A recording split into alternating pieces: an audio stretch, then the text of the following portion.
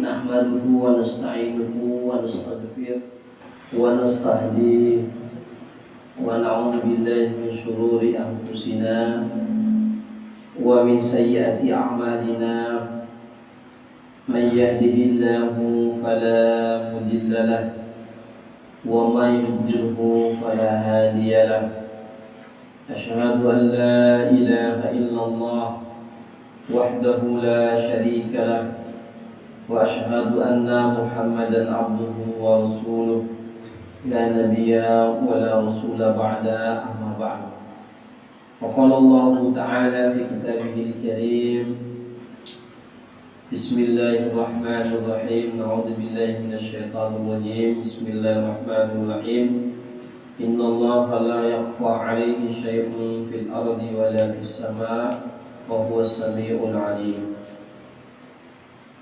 وقال النبي صلى الله عليه وسلم اتق الله حيثما كنت واتبع السيئة الحسنة تمحوها وخالق الناس بخلق حسن وقال أيضا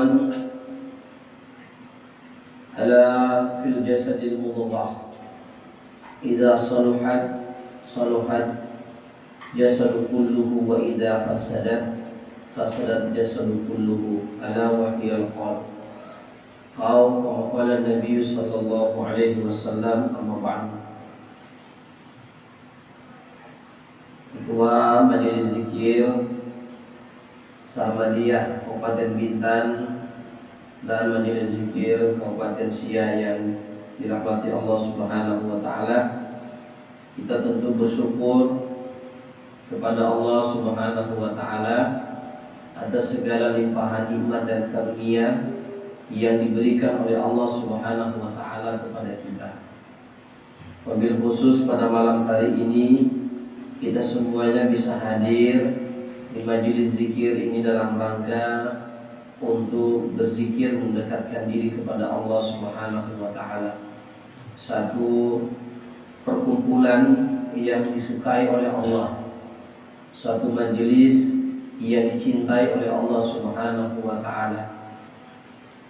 Bahkan Allah Subhanahu wa taala menjadikan kebanggaan di sisi Allah Subhanahu wa taala, dan itu disampaikan oleh Allah kepada para malaikat. Tahukah kalian dahulu bahwa kalian semuanya menyanggah saya bahwa manusia nanti aku ciptakan mereka akan saling membunuh, akan saling berperang.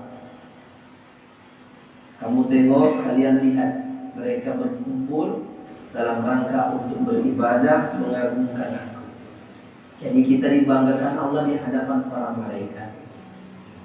Dalam sebuah konteks hadisnya dikatakan oleh Rasulullah wa dzakarallahu fi man 'indah, dan Allah menyebut-nyebut nama orang-orang yang berada di majelis itu. Ya, menyebut-nyebut nama orang yang berada di majelis zikir, di majelis ilmu, karena Allah bangga dan membanggakan kita di hadapan para malaikatnya, terkhusus para malaikat muqarrabin. Maka kita semuanya berada di majelis ini untuk mengambil keutamaan-keutamaan itu. Semoga Allah menjadikan kita sebagai hamba-hambanya yang taat, yang soleh, yang bertakwa, semata-mata berharap ridhanya, semata-mata berharap ampunannya, sehingga tidak keluar kita dari majelis ini kecuali kita memperoleh rahmat dan ampunan serta maghfirah dari Allah Ta'ala. Salawat beserta salam tidak lupa kita sampaikan kepada baginda Rasulullah sallallahu alaihi wasallam. Allahumma shalli ala sayyidina Muhammad wa ala ali sayyidina Muhammad. Malam hari ini kita akan mengkaji kitab Riyadhus Shalihin yang ditulis oleh Imam An-Nawawi. Saya akan padukan juga dengan kitab Arba'in An-Nawawi yang ditulis oleh beliau. Mudah-mudahan kita bisa mengambil istifadah, mengambil ilmu yang terdapat di dalam hadis-hadis Nabi SAW, yang terdapat di dalam Al-Quranul Karim. Kalau kita pahami bahwa yang dimaksud ilmu oleh para ulama adalah qala Allah wa qala Rasul. Ilmu yang sesungguhnya itu adalah firman Allah dan hadis Nabi.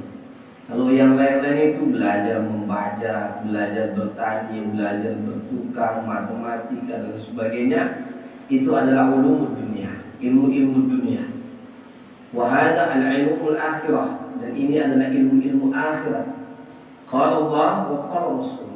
Itu adalah ilmu yang sesungguhnya. Firman Allah dan hadis Nabi itu adalah ilmu yang sesungguhnya, yang akan kita dapatkan kebaikan di dalamnya manakala kita belajar dan mempelajari ilmu yang menyangkut tentang hukum dan hakam dalam agama ini, syariat-syariat Allah, perintah-perintah Allah, contoh-contoh Nabi, sabda-sabda Rasulullah.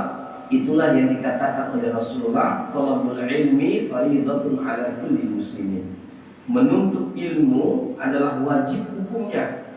Wajib hukumnya bagi orang-orang yang muslim, orang-orang yang beriman, karena dengannya kita tahu hukum dan hakam. Kemarin saya sudah jelaskan dan sudah di-share di grup bagaimana hukum ibadah itu tidak boleh kita pandang remeh, karena itu menyangkut masalah syariat.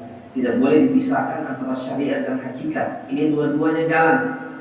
Ada orang yang belajar hakikat tapi tidak pernah sholat, sama saja bohong. Ya, ulama mengatakan ilmu-ilmu yang sesungguhnya apabila dia tidak diamalkan, tidak dikerjakan, maka ilmu itu tidak akan memberikan manfaat untuknya. Jadi ilmu yang bermanfaat itu adalah ketika diamalkan. Jadi apa guna kita belajar suatu ilmu tapi kita tidak mengamalkan? Maka kita minta kepada Allah nusratullah, pertolongan kepada Allah Subhanahu wa taala agar kita bisa untuk mengamalkan apa yang sudah kita pahami, ilmu yang sudah Allah berikan kepada kita. Tapi kita tidak usah khawatir, karena Nabi SAW mengatakan barang siapa yang mengamalkan ilmu yang dia tahu, ya, maka Allah Subhanahu wa taala akan mengajarkan kepadanya malam ya'lam, ilmu yang tidak dia ketahui lainnya. Kita sudah belajar tentang tariqah, hakikat, syariat. Allah ajarkan ilmu kita yang lain-lain. Makanya di pengajian kita di majelis zikir ini tidak hanya sekedar zikir, tidak hanya sekedar belajar hakikat, tapi kita mempelajari, mendalami, ya, mendalami syariat-syariat Allah Subhanahu wa taala sebagai pedoman bagi kita dalam kehidupan, sehingga kita bisa terselamatkan di dunia ini dan terselamatkan sesungguhnya di akhirat kelak. Malam hari ini kita akan membahas tentang bab muraqabah. Muraqabah ini diambil dari kata raqaba yuraqibu, muraqabatan. Muraqabah itu mendekat kepada Allah. Ini perintah Allah. Ya, Allah Ta'ala menyampaikan dalam Al-Quran yang ditulis oleh Imam An-Nawawi, alladzi yaraka hina taqumu wa taqallubika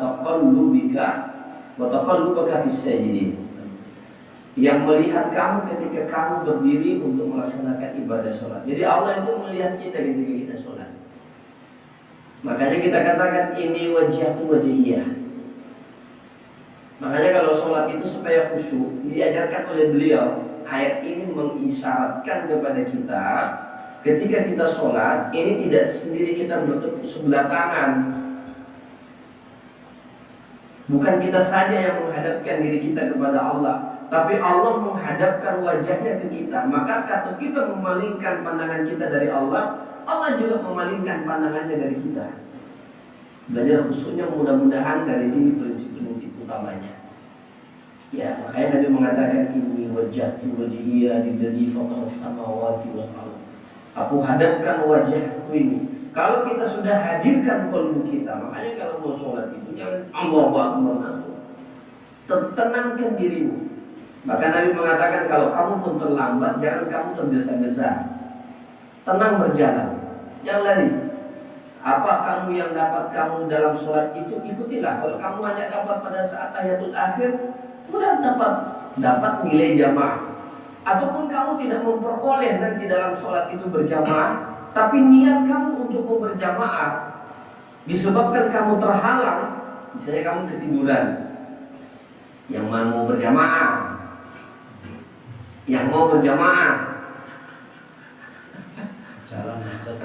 Ya, terlambat kita tidak dapat itu imam. Pak Imam kita sudah mau salam. Assalamualaikum warahmatullahi wabarakatuh. Cari siapa yang masbuk. Kalau ada yang masbuk itu pun dia punya belakang. Jadikan dia sebagai imam.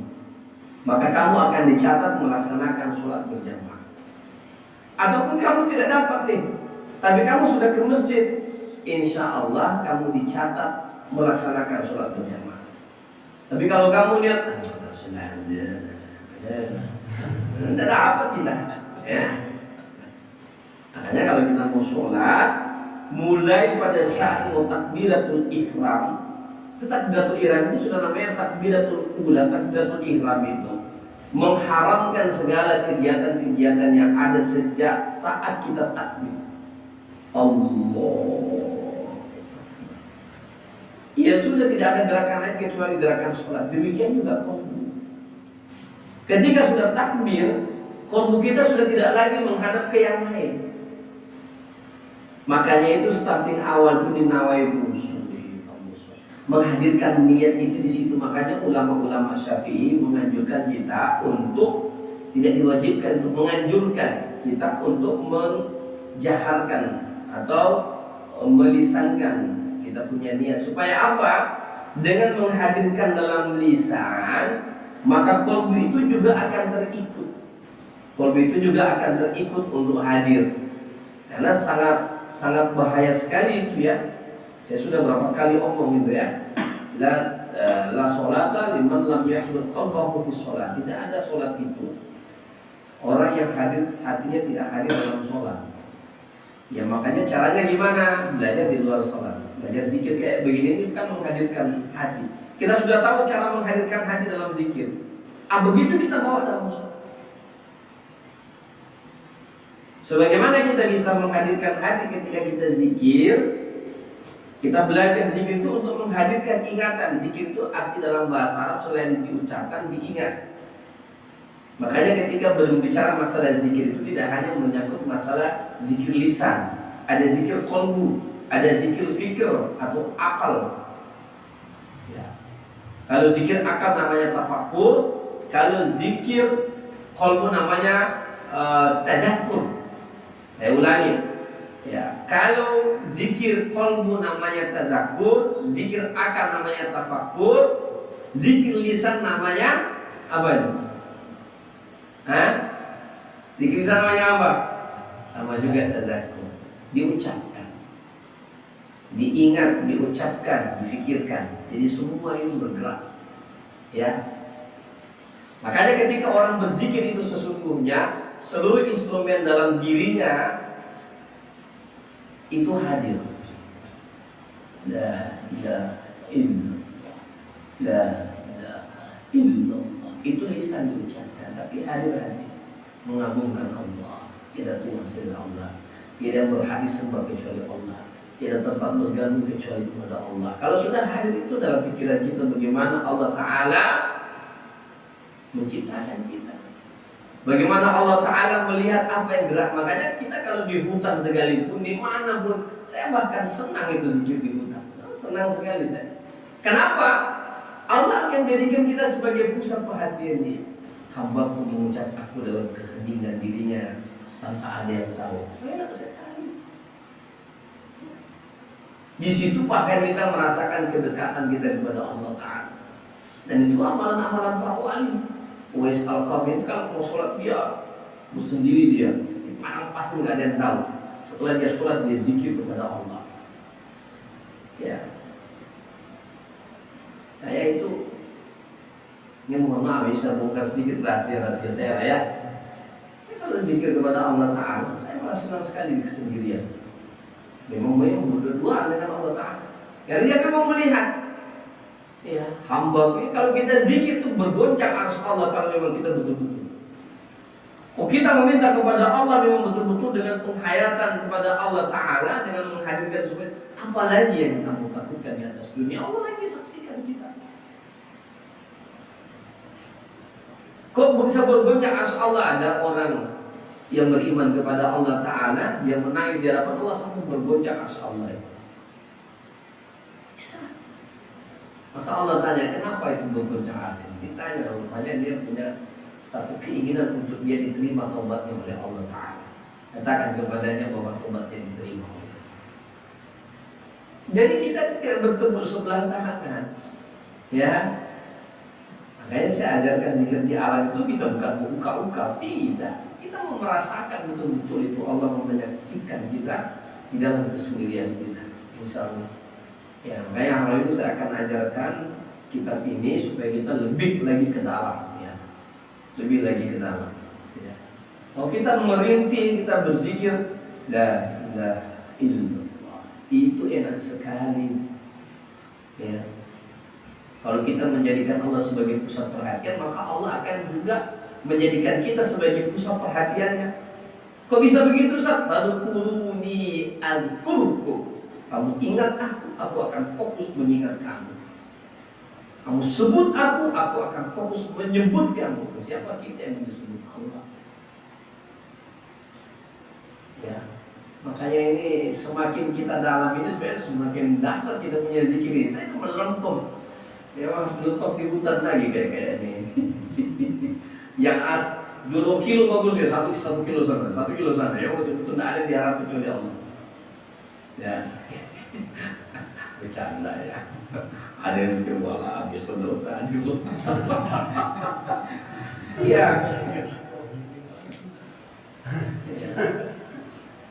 Mas Islam itu orang Syiah itu bisa lepas dalam hutan betul-betul gelap.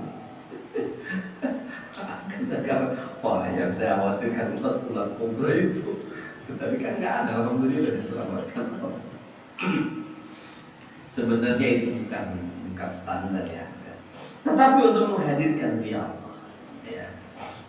Karena saya sudah pernah membahas diri kita ini perlu ditantang. Yang kedua, diri kita ini, nafsu kita ini perlu dihukum. Jiwa kita ini perlu dihukum. Hawa nafsu kita ini perlu dihukum, diikop. Kalau nggak diikop kita punya hawa nafsu ini, dia akan menguasai kita dan membuat kita malas dalam beribadah. Para ulama-ulama dulu, mereka mengikop dia punya diri. Ya diikop. Kenapa kamu diri ini malas sekali ibadahnya? Apa masalah kamu sehat? Ya, makananmu cukup. Kenapa kamu bandel untuk beribadah kepada Allah ini? Itu tanda kamu punya hawa nafsu itu kamu perturutkan lebih dominan. Ya, baik. Watakalubaka fis sajidin, dan Allah melihat gerak-gerik jasadmu. Allah lihat gerak-gerik jasad kita. Allah Akbar. Kita tengok tulisan di dinding masjid. Cantik betul bisa kali gerak. Mantap betul ini karpet ini halus. Allah tahu ya. Makanya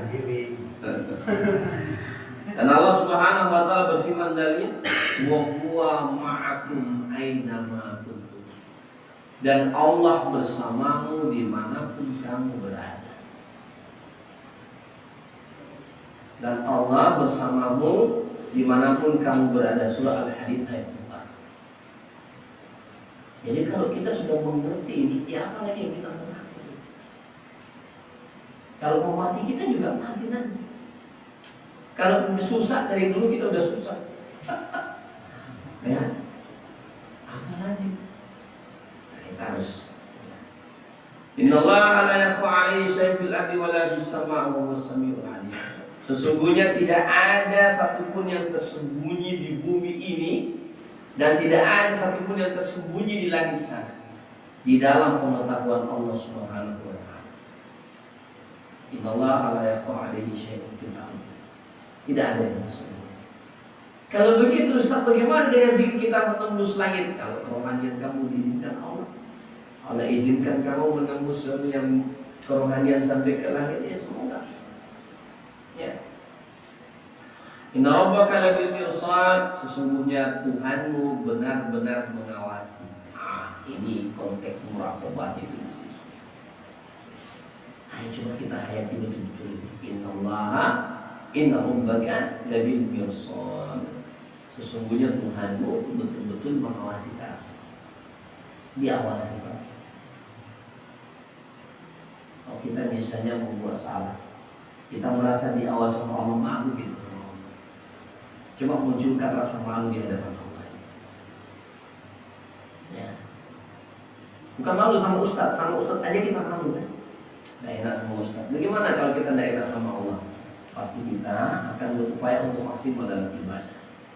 Mau ada Ustadz atau tidak ada Ustadz sama aja. Sekarang ada nggak perasaan itu dalam diri kita? Ada nggak? Kalau ada itu berarti tandanya Allah bersama dengan kita. Tapi kalau nggak ada rasa itu berarti tandanya Allah berpaling dari diri kita. Ya, tandanya Allah berpaling. Ya, saya sudah pernah bilang itu. Ya, yang kita khawatirkan setelah kita mengenal ma'rifat kepada Allah ini adalah, yang kita khawatirkan adalah kita menjauh dari Allah. Apa tandanya? Malas sholat. Apa tandanya? Malas zikir. Apa tandanya? Malas beribadah. Kalau sudah mulai ada malas seperti itu, cepat-cepat perbaiki. Cepat-cepat. Jangan terlena di situ. Ya. Ini saya ingatkan pada diri saya dan kepada kita semuanya. Cepat-cepat. Jangan sampai Allah membenarkan kita baru kita sadar. Astagfirullah, ya Allah, ampun ya Allah. Nanti kita tertunduk, baru kita sadar. Astagfirullah ya Allah, ampuni saya ya Allah. Saya sholat tapi saya punya hati tidak hadir ya Allah. Saya sholat tapi saya ria ya Allah. Saya zikir tapi saya supaya mau mendapatkan yang lain bukan untuk mendekat kepadamu ya Allah, ampuni saya. Cepat-cepat kita minta ampun. Kalau sudah cepat-cepat kita minta ampun, baru itu hati mekar kembali.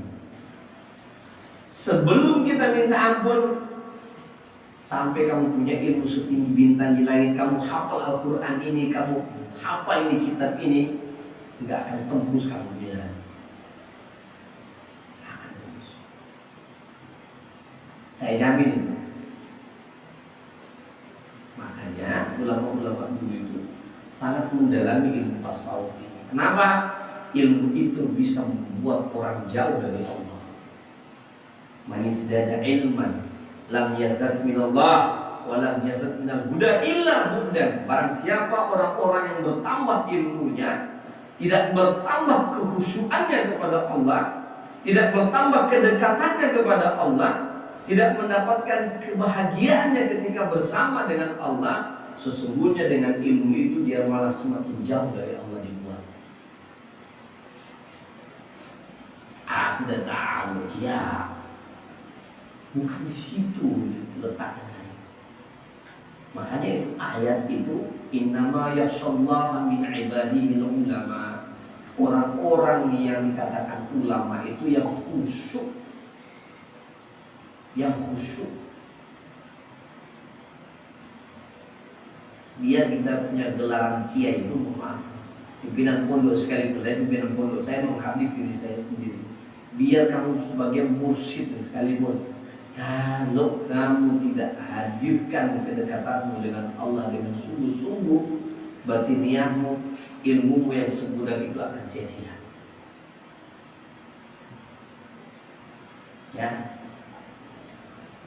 hanya ini pengamalan. Al-ilmu bila amalin kasyajari bila samarin. Ulama mengatakan ilmu yang tidak diamalkan bagaikan pohon yang tiada buahnya. Ya, kok keras-keras begini Ustaz? Tak apa-apa. Udah senior semuanya. Saya ini ngomongin juga diri saya ingatkan. Saya ingatkan diri saya. Kenapa? Ya, semakin di sini kita ini kalau kita tidak tingkatkan muraqabah. Muraqabah itu bukan muraqabah zahir. Bukan muraqabah zahir. Karena kita berpijak di bumi. Minha khalaqnakum wa fiha nu'idukum wa minha nukhrijukum taratan ukhra. Bumi ini, tanah ini tempat diciptakannya zahirah kita. Makanya ini zahir ini tidak akan mungkin sampai ke al-qudsiyahnya Allah. Yang akan sampai ke al-qudsiyahnya Allah itu apa? Inna lillahi wa inna ilaihi raji'un. Itu yang akan sampai ke qudsiyahnya Allah. Rohani itu yang kembali kepada Allah. Makanya irji'i ila rabbiki radiyatan mardiyah. Rohani itu fasjud wasjud waqtarib. Kamu sujud, batinmu mendekat, rohanimu mendekat kepada Allah. Hanya itu innalillahi wa inna ilaihi raji'un itu bukan jasad. Jasad ini sudah ditakdirkan diciptakan dari tanah, kata Allah dalam Al-Quran. Dari tanah kamu diciptakan, ke tanah kamu kembali wahai jasad, dan dari tanah pula kamu dibangkitkan. Tapi masalah ruh ini setiap hari mau menghadap kepada Allah. Apalagi orang yang sudah berjalan suluk, orang yang sudah suluk mengaku muridin, mengaku orang-orang yang muridin itu diambil dari kata arada yuridu. Muridin itu orang yang mau mengharap rahmat dari Allah, maka dia punya hati senantiasa kepada Allah, rohaninya senantiasa kepada Allah. Itu tidak bisa dibohongin. Itu pasti, ya. Kemanapun kita pergi, kita ingat Allah. Insya Allah, itulah gunanya kita belajar. Kemanapun kita pergi, dalam kondisi apapun kita selalu ingat Allah Ta'ala. Ya'lamu kha'inatal a'yuni wa ma tukhfi sudur. Dia mengetahui pandangan mata yang khianat dan apa yang disembunyikan oleh hati. Pandangan mata yang khianat aja itu ditahu dalam hati kita. Ini orang ini tidak disebut, tapi memandang dengan mata khianat itu Allah tahu. Wa ma tukhfi sudur, dan apa yang kamu sembunyikan dalam hatimu itu Allah tahu.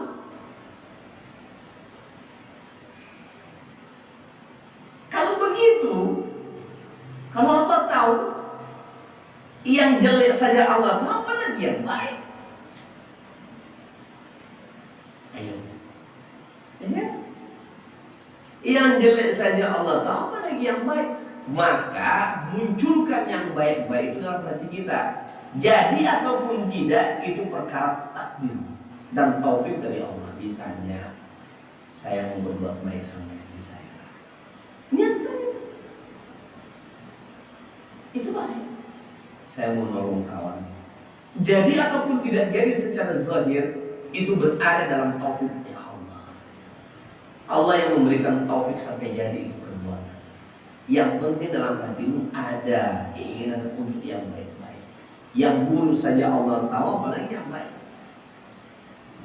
Saya lihat besok nih, kalau disebut dalam hatinya, saya Bang Budi, saya lihat nak mau tengok mobilnya Ustaz, saya temannya ada yang rusak misalnya, gitu. Kenapa? Karena setiap amal perbuatan yang baik pasti akan dibalas. Ya, akan dibalas. Maka niatnya baik-baik terus. Mau orang hina kita pun niatnya baik. Jadi lurus saja. Ya, dia ikut terpancing dengan kondisi dan suasana keadaan. Insya Allah. Ya. Dalam sebuah hadis dalam kitab Riyadhus Shalihin ini saya sampaikan, saya akan sambungkan. An Nabi Abbas qala kuntu khalfan Nabi sallallahu alaihi wasallam yauman. Dari Abdullah bin Abbas. Abdullah bin Abbas ini adalah anak bersaudara dengan Nabi. Ya, anak bersaudara dengan Nabi sallallahu alaihi wasallam. Abbas bin Abdul Muttalib itu adalah kakak beradik sama Abdullah. Abdullah itu adalah ayah Rasulullah. Jadi Abbas bin Abdul Muttalib ini adalah salah satu paman yang masuk Islam. Sama dengan Hamzah bin Abdul Muttalib itu juga masuk Islam. Jadi Abdullah bin Abbas ini adalah anak bersaudara Nabi. Ketika Abbas bin Abdul Muttalib ditanya siapa yang lebih besar, engkau atau Rasulullah? Kata Abbas, ya tentu Nabi yang paling besar. Tapi kalau tua, saya lebih tua 2 tahun daripada Nabi. Jadi yang duluan lahir adalah Abbas bin Abdul Muthalib, baru Rasulullah SAW, lebih tua 2 tahun. Abbas bin Abdul Muthalib menceritakan, qala kuntu khalfan Nabi sallallahu alaihi wasallam yauman. Suatu ketika saya berada di atas tunggangan bersama dengan Nabi sallallahu alaihi wasallam. Ini adalah salah satu cara mendidik. Makanya saya kalau ada santri-santri jamaah yang sama-sama dengan saya dalam mobil, pasti saya ajak diskusi. Atau kamu mau tanya apa? Kamu mau tanya apa? Ini Ustaz, gimana Ustaz begini, begono begini? Apa? Sunnah itu. Karena Nabi ketika membonceng Abbas bin Abdullah bin Abbas, kata Nabi sallallahu alaihi wasallam, ya gulam, ini u'allimuka bi kalimatin. Wahai anak remaja, saya akan mengajarkan kepadamu beberapa kalimat. Pengajaran Nabi kepada Abbas bin Abdullah bin Abbas menjadi pengajaran buat kita. Sebenarnya ini diajarkan Nabi kepada Abdullah bin Abbas, tapi Abdullah bin Abbas menyampaikan sabda Nabi yang diberikan kepadanya khusus kepada kita semuanya, umat Rasulullah. Apa kata Rasulullah? Ya gulam, ini u'alimka bi kalimatin ihfazillah yahfazka. Jagalah Allah, pasti Allah akan menjagamu. Jagalah Allah, pasti Allah akan menjagamu. Emangnya kita perlu menjaga Allah apa? Ya, Allah itu Tuhan. Gimana kita menjaga Dia? Ya. Maksudnya hadis ini adalah menjaga Allah itu adalah menjaga apa yang diperintahkan oleh Allah kepada kita, menjauhi apa yang dilarang oleh Allah kepada kita, menjaga syariat-syariat yang Allah Subhanahu wa taala sudah turunkan kepada kita. Itu namanya menjaga Allah. Misalnya sholat nih, itu kita menjaga hak Allah, hak uluhiyahnya Allah, hak uluhiyah, iyyaka na'budu wa iyyaka nasta'in. Ya, dialah Tuhan yang kita sembah. Ya, tidak ada yang kita sembah yang lain. Kita tidak menyembah matahari, kita tidak menyembah bintang, kita tidak menyembah pepohonan, kita tidak menyembah laut-lautan, kita tidak menyembah dedemit, kita tidak menyembah jin-jin, kita tidak menyembah syaitan, kita tidak menyembah malaikat, kita tidak menyembah para nabi. Yang kita sembah hanyalah Allah. La ilaha illallah, la ma'budu bihaqqin illallah. Tidak ada yang berhak untuk kita sembah kecuali Allah. Itulah konsekuensi la ilaha illallah. Begitu kita sudah mengatakan la ilaha illallah, sudah tak boleh lagi kita menyembah yang lain.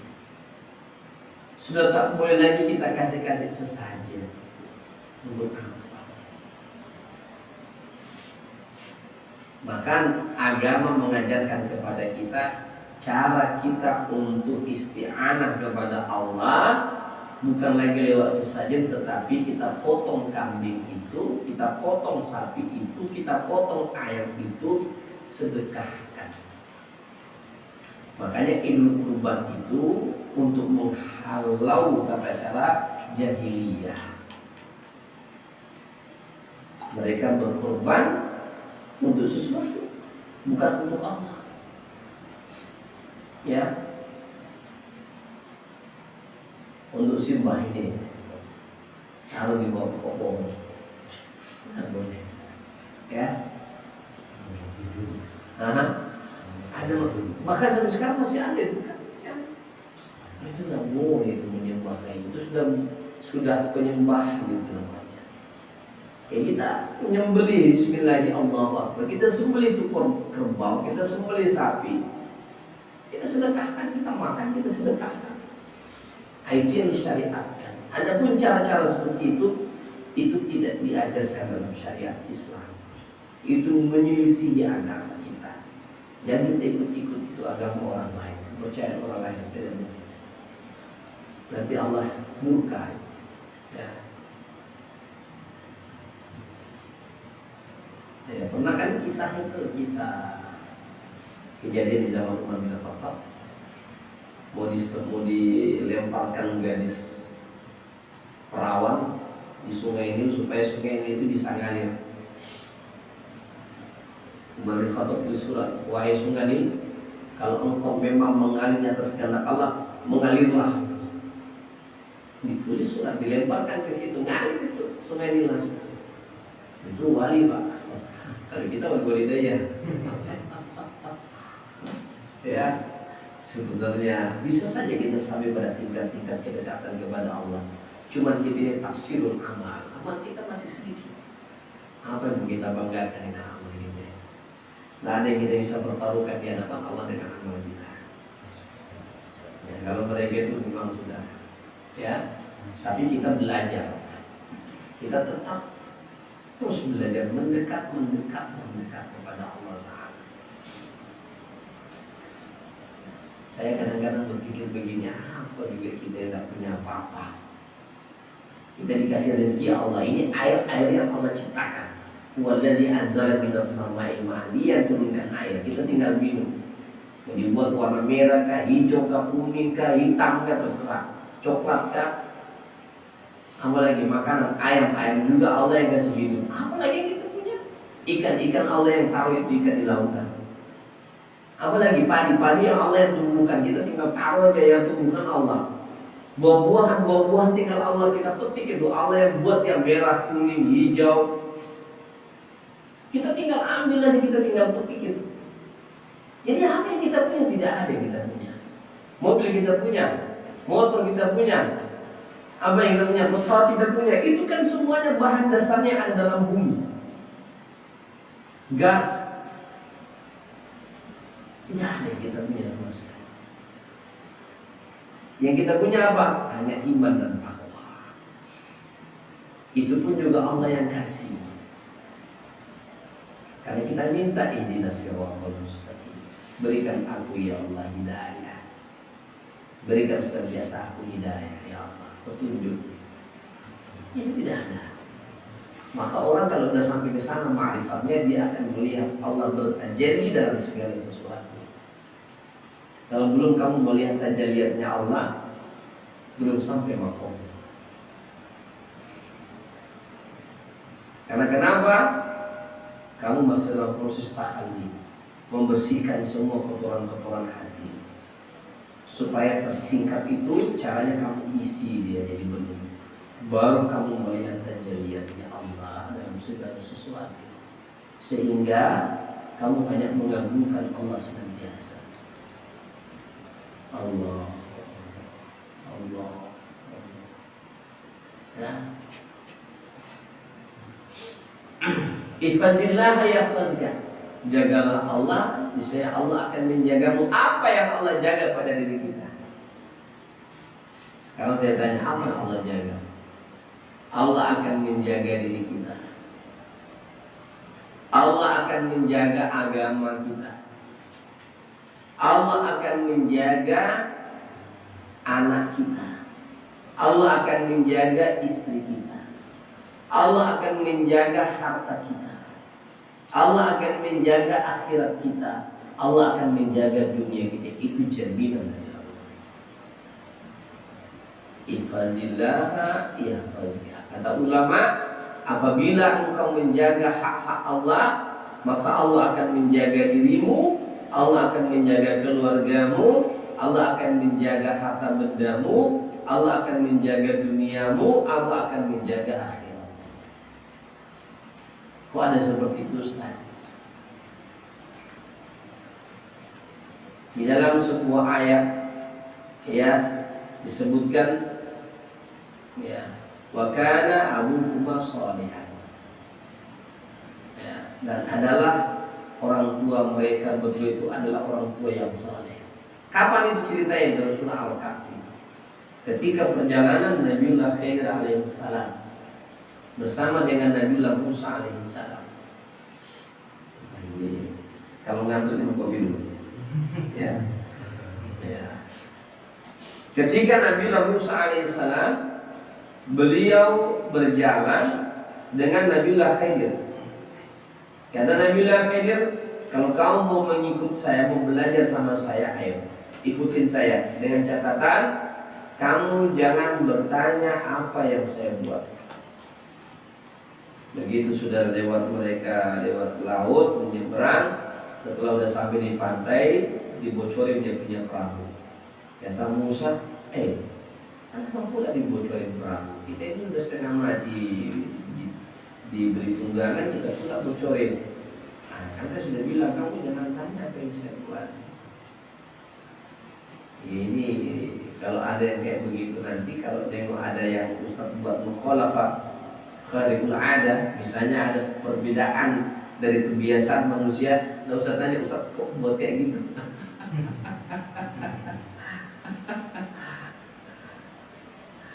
Kita ini kadang-kadang kharikul ada, kalau kalian mau tahu.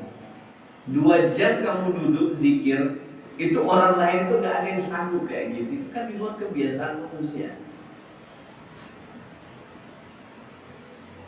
Itu sudah masuk dalam karomah. Karomah itu artinya sebenarnya karomah itu bukan karomah itu kemuliaan, diambil dari kata karim. Karomah kemuliaan yang diberikan kepada seseorang. Orang lain nggak bisa, kamu diberi Allah karomah bisa. Dimuliakan Allah kamu dengan ibadah yang kamu buat. Orang lain nggak ada yang berani tinggal di hutan untuk berzikir, kamu bisa. Kalau orang lain nggak dibimbing begitu dulu dari situ kabur pasti. Ya, siapa belum saya lepas di hutan ya? Abang belum ya? Abang belum beli anak. Insyaallah. Masih asli kan hutannya di belakang surau kan? Asli. Ularnya pun masih Oh no.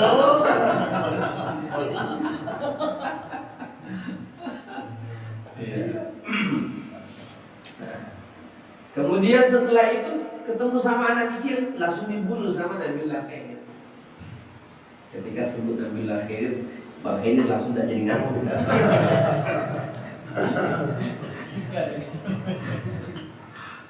Sebenarnya saya agak cerita ini dia anak ngantuk ya. Tadi sudah bilang gini ya, saya cerita tidak jadi dia ngantuk.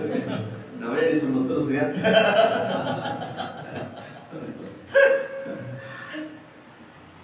Nabi Musa kaget loh, kok ada anak kecil dibunuh lagi main-main. Nah, saya bilang, kamu nggak akan bisa, tidak bisa ikut. Nah, kamu bertanya pasti. Enggak, kata Nabi Musa, baik. Sekali lagi kamu bertanya apa yang saya buat, ya, kita akan berpisah. Baik, kata Nabi Musa. Begitu sudah sampai di suatu kampung, mereka itu diusir sama orang, tidak mau dikasih tempat inap. Akhirnya mereka berada sampai di pinggiran kampung. Begitu sudah sampai di pinggiran kampung, ada satu bangunan yang roboh, dibangun kembali sama Nabiullah Khidir. Kemudian kata Nabi Musa, kita ini sudah diusir-usir sama orang, kenapa pula kita bantu? Ini bedanya orang yang thariqah, yang hakikat. Ya, orang melihat yang zahir, kita melihat yang hikmahnya.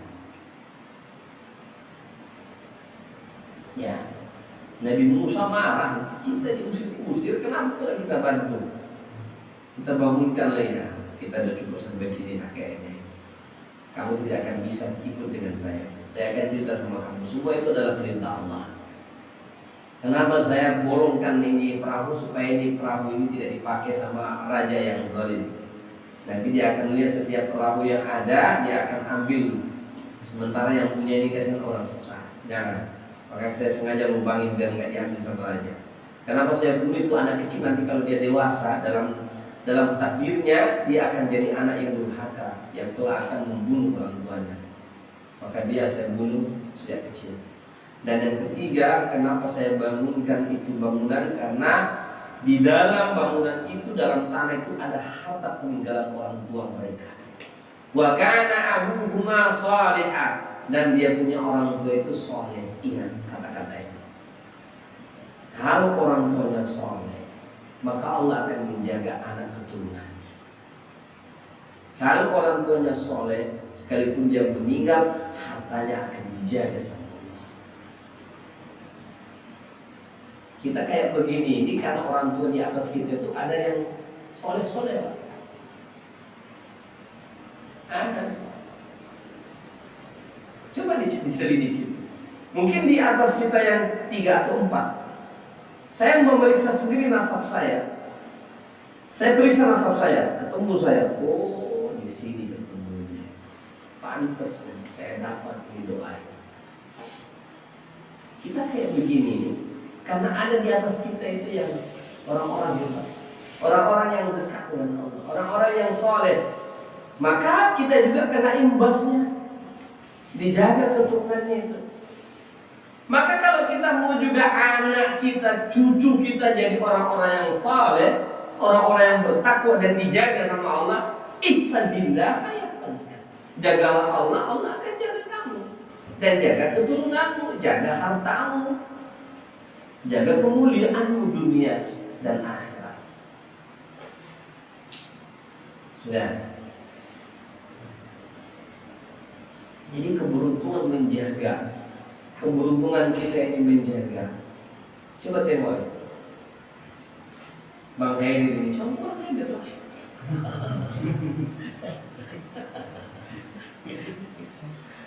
Sudah berapa minggu, berapa bulan tak pulang-pulang kan? Dia cinta sama saya itu. Ya Allah, Allah menjaga anak saya.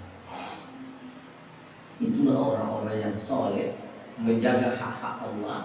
Allah akan jaga anak keturunannya. Bang Samsul, cerita Bang Samsul sama saya. Ya, Bang Mamang dijaga istrinya sama Allah. Istri-istri kita, anak-anak kita dijaga oleh Allah.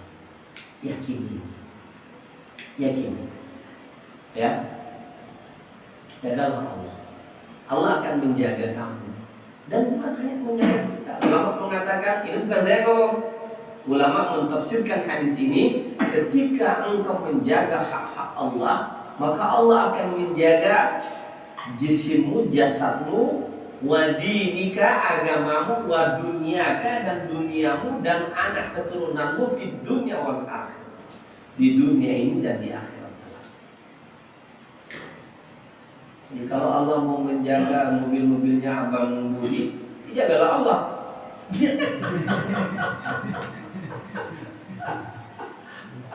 Ada cerita. Cerita ini ya, ini kisah nyata. Kisah nyata di zaman Umar bin Abdul Aziz. Ini cerita ihfazillah yahfazka. Ceritanya Umar bin Abdul Aziz di zaman Umar bin Abdul Aziz. Di zaman Umar bin Abdul Aziz itu tidak ada orang yang mau menerima zakat. Dan di zaman beliau menjadi khalifah, tidak ada orang yang mau menerima zakat. Kenapa? Semuanya makmur. Semuanya makmur. Ini rahasia ya, jangan kasih sama yang lain.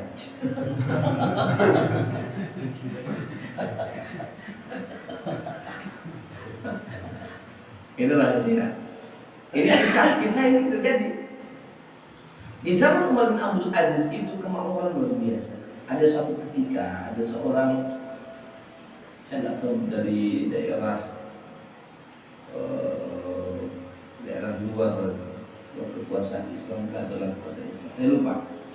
Dia berjalan mau pergi ke istana kerajaan ya Khalifah Umar bin Abdul Aziz.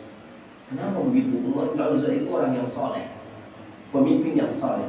Ada 2 pemimpin yang namanya Umar yang dikenal dalam sejarah Islam, Umar bin Khattab sama Umar bin Abdul Aziz. Umar bin Abdul Aziz ini secara nasab dia sambung juga dengan Umar bin Khattab.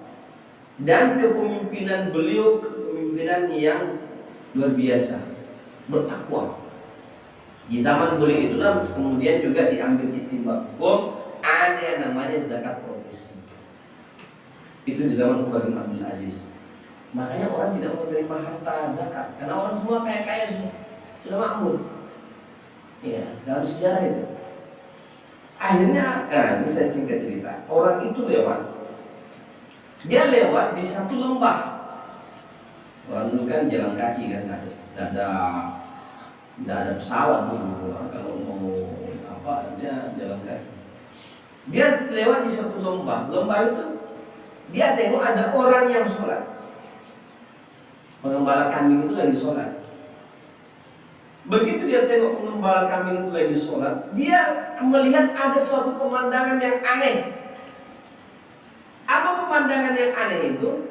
Dia tengok kambing-kambingnya, domba-dombanya peternak itu, ketika dia sholat, yang menjaga domba-dombanya itu, kambing-kambingnya itu adalah serigala. Kenal ada cerita serigala berbulu domba.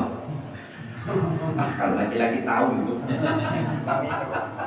Serigala berbulu domba itu apa maksudnya itu? Gayanya itu seperti orang baik tapi jahat, itu maksudnya serigala berbulu domba. Kan ada kisah ceritanya itu kan. Maka ada satu pepatah, serigala berbulu domba. Ya makanan serigala ya domba, makanan serigala ya kambing. Tapi di zaman Umar bin Abdul Aziz ada keanehan yang terjadi. Yang jagain kambing itu adalah serigala. Kaget dia. Setelah dia sholat, dia tanya, sejak kapan ini ada cerita serigala jagain domba? Kata peternak itu, semenjak Umar bin Abdul Aziz menjadi khalifah, ini domba-domba ini dijaga sama serigala. Nah, maksudnya wali Allah itu. Pemimpin itu bukan berarti, raja itu bukan berarti tidak bisa jadi wali. Jadi wali, Pak. Kalau menjadi walinya itu ya antara kambing sama domba, antara serigala sama domba, jadi bersekutu dia. Penasaran dia datangilah Umar bin Abdul Aziz, wahai khalifah, saya melihat pemandangan yang aneh tadi. Apa? Itu serigala itu menjaga kambing-kambing dan domba-domba. Saya tanya, sejak kapan begini? Sejak engkau memimpin. Apa rahasia? Kata dia, rahasianya adalah barang siapa yang menjaga hubungan baiknya dengan Allah, maka Allah akan menjaga hubungan baik antara dia dengan makhluk-makhluk Allah.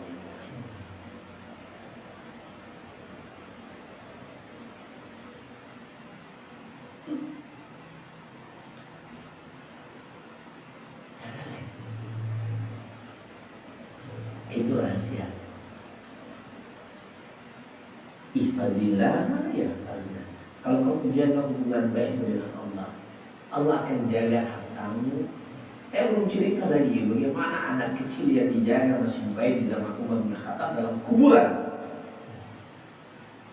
hidup dalam kuburan, nyusu sama ibunya yang sudah jadi mayat. Tapi di waktunya aku sudah ngaku deh. Ya, nanti juga depan kita bahas lagi. Karena saya menceritakan di zaman Umar bin Abdul Aziz, itu kisah-kisah karomah itu terjadi karena mereka jaga hubungan baik dengan Allah.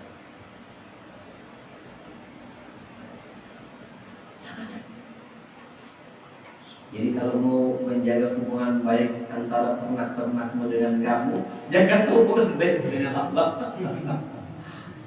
Kalau pas ada sapinya itu. Makanya sekarang. Makanya pas lagi nggak ada. Ya. Sama Allah. Saya mohon maaf, saya punya pengalaman.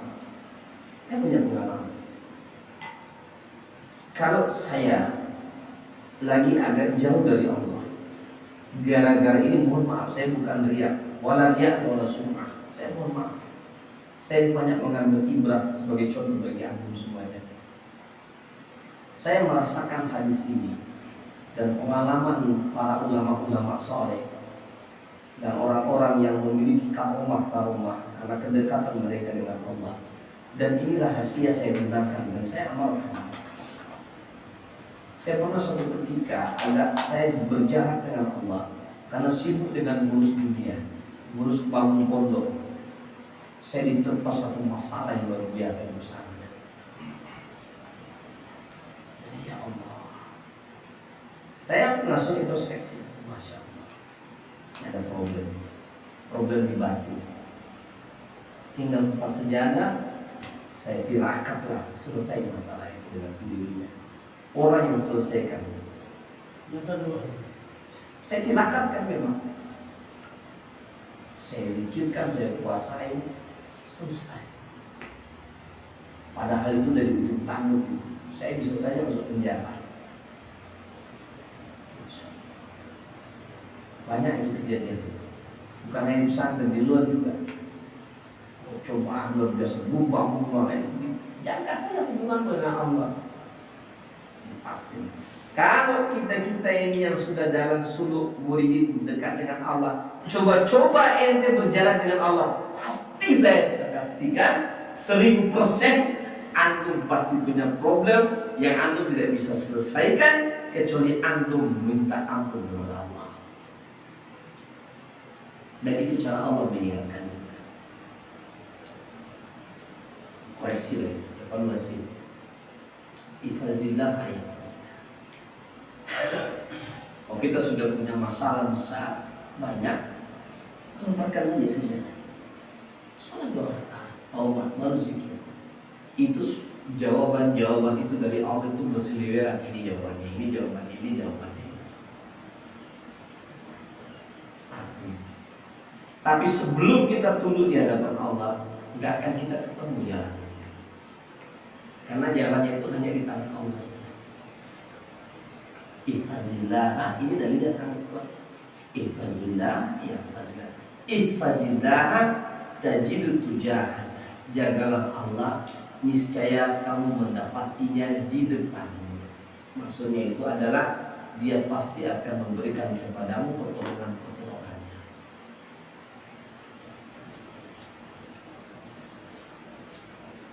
Ya.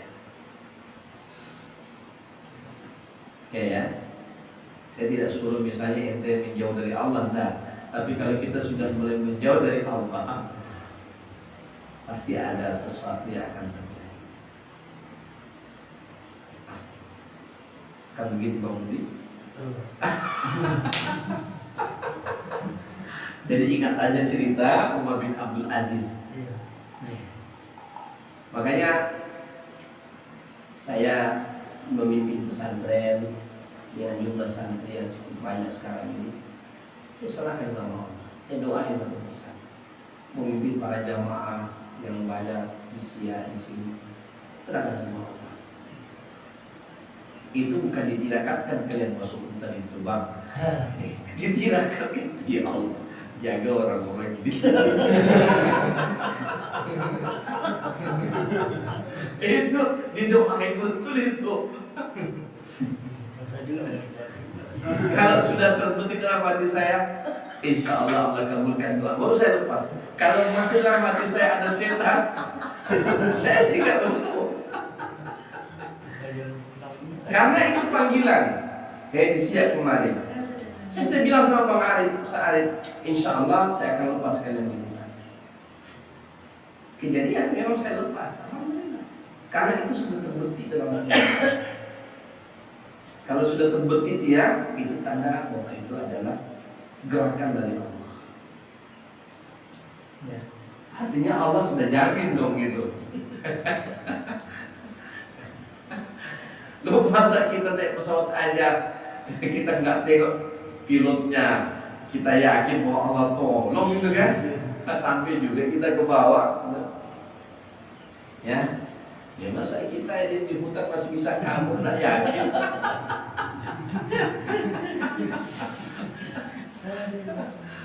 Ada orang kira kita ini masuk hutan mau kaukan dan bukan itu yang mau dicari. Yang kita cari itu adalah ketika kamu dalam kubur nanti hanya sendiri, belajarlah bersendiri dalam kondisi masih di dunia. Karena dalam kuburan itu bukan hanya ular kecil, ada namanya sujaul aqrab. Yang gedenya itu dari timur ke barat, dia akan melilit kamu ketika kamu meninggalkan sholat, dia akan gigit kamu. Ketika setiap waktu asar dia gigit kamu, karena kamu tinggalkan sholat asar. Masuk sholat subuh kamu tinggalkan sholat subuh, kamu digigit sama dia lagi. Jadi sebelum sejauh akar menggigit kita, Jika ditelan di sebuah lagi, rumah lagi.